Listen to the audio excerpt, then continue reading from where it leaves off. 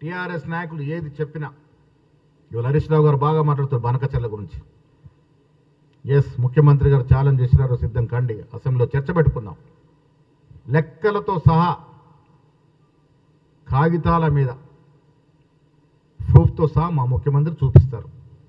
మీకు దమ్ము ధైర్యం లేక ఆనాడు కేసీఆర్ హరీష్ రావు కాదా మన వాటాని హక్కున పెట్టి కానరాసింది.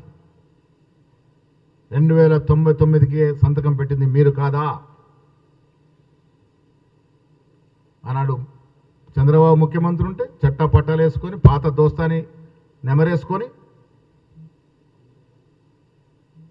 ఆంధ్రాకి ఇవ్వాల్సిన హక్కులు ఇస్తామని మాటలు మాట్లాడింది కేసీఆర్ కాదా?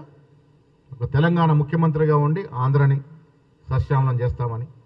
జగన్మోహన్ రెడ్డి గారు ముఖ్యమంత్రి ఉన్నప్పుడు రోజా ఇంట్లో వెళ్ళి చేపల పులుసు తిని రాయలసీమ రత్నాలసీమ చేస్తామని చెప్పింది మీరు కాదా? పక్క రాష్ట్రాలు బాగుపడ తప్పులేదు, కానీ మన రాష్ట్ర వాటాకు దెబ్బ తినకుండా చూడాల్సిన బాధ్యతలో ముఖ్యమంత్రి పదవిలో ఉండి మీరు మనకు రావాల్సిన నీటి వాటా విషయంలో మీరు కాంప్రమైజ్ అయ్యారు కాబట్టే మనకు నష్టం జరిగింది.